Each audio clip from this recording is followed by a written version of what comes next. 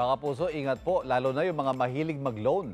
Nako, may modus daw na naglipa na ngayon kung saan ang mga nabibiktima. Pag-a-applyin kayo ng car loan at pangangakuan na sasagutin yung monthly payment sa loan ninyo. Pero ang ending niyan, ibibenta pala yung sasakyan. Kaya yung mga nakapangalan sa loan, siya nga habulin ng bangko, syempre. Pag-usapan natin yan kasama ng ating kapuso sa batas, Attorney Gabby Concepcion. Konnichiwa.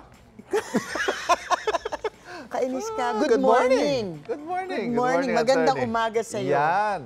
Attorney, sa hirap ng buhay, marami yung naglo-loan, siyempre. Ano po ba nga sinasabi ng batas tungkol sa mga ganitong kaso kung saan sa'yo nakapangalan yung loan, pero hindi ikaw yung nakinabang, pero since ikaw nakapangalan, ikaw hinahabol ng bangko? Well, bottom line lang naman talaga. Ang utang dapat bayaran. Kahit na hindi kayo makukulong, pag hindi kayo nagbayad ng utang, maaari kayong makasuhan pa rin para makolekta ang utang na to. At baka mabatak ang iba nyong ari-arian bilang pambayad sa utang na to, di ba? Kasi kung wala kayong pambayad, ay maghahanap sila ng ibang property ninyo na maaaring gamitin para pambayad sa utang na yan. So, kailangan magdahan-dahan dahil nga maraming napakasamang mga tao at mga scammer na magaling mag-isip ng paraan Creative, ha? para makaloka na ibang tao. Parang they keep up with the times eh. Isa na nga yung scam na yan na kukumbinsin kayong kumuha ng personal loan para bumili ng kotse. Kayo ang nasa pangalan ninyo sa bangko. Kayo nakapronta. Kayo ang Ayan. nakapronta.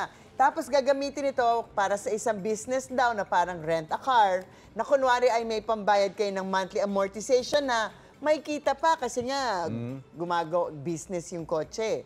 Ang problema, after a few months, ibebenta na pala sa iba ang kotse, habang yung umutang, kailangan pa rin magbayad sa bangko dahil as far as the bank is concerned, siya pa rin ang may utang na dapat bayaran. So ang sasabihin lang ng bangko, kayo ang dapat magbayad ng utang, habulin nyo na lang yung scammer, hindi naman kami yung nakipag-usap doon. At dahil sa panloloko na nangyari, maaari nang makasuhan ng kasong kriminal ito. Ang problema, napakahirap ng habulin at hanapin itong mga scammer na to kasi napag-aralan na nila yan. Yes, mawawala na lang sila. Correct. Ano po ang maaaring kaharapin, attorney, ng mga sindikatong sangkot naman dito sa mga ganitong uri ng scam, loan scam? Well, of course, ang panloloko na to na nasa kanila ang kotse at imbis na gamitin sa napagkasunduan na business ay binenta sa iba, ito ay estafa o swindling na isang criminal na kaso sa ilalim ng Revised Penal Code. Magtataka ka rin naman kung paano naman naibenta ang kotse nang hindi alam ng may-ari nito. So may posibleng kaso pa for falsification of documents dahil malamang ay pinalsipika ang pirma ng may-ari para magawa ito. Kailangan ding tingnan kung may sabwatang nangyari. Parang hindi ako makapaniwala na walang kasabwat yan, either the bank or the car dealership. Yes. Dahil kung kayo ay nakakuha na ng loan, if you have ikaw baka naka-loan ka na, alam niyo na napaka-stricto ng mga ito sa pagkuha ng loan na to. May CI yan yung di mga ba? requirements, may credit investigation, Yes, kailangan mag-submit ng Certificate of Employment, ITR. So paano naman nare-release ang pondo, yung kotse ng mabilisan nang hindi pa nga daw kuminsan nagpapakita yung umutang at hindi rin kompleto ang pag-submit ng mga documentary requirements. So huwag masilaw po sa pangako ng malaking kita. Marami pa rin ang naloloko sa modus na to. Sa ngayon, mukhang mga teacher ang kanilang nabibiktima. Dati, parang hindi naman kasi bago to eh. Several years back, nangyari na to, same modus, mga pulis naman. Kasi ang gagawin nila, yung unang biktima, hahayaan nilang nandun yung kotse, tapos binibigyan ng pangakong interest at kita. Kaya parang ikaw, di ba? Pasasakayin ka muna.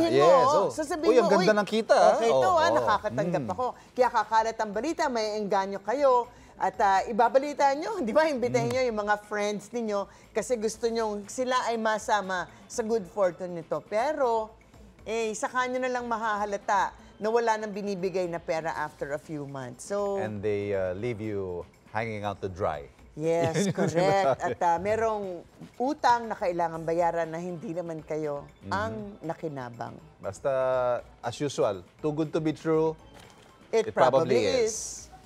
Attorney Gabby, maraming salamat. Maraming salamat. Have a great week ahead. Happy Monday.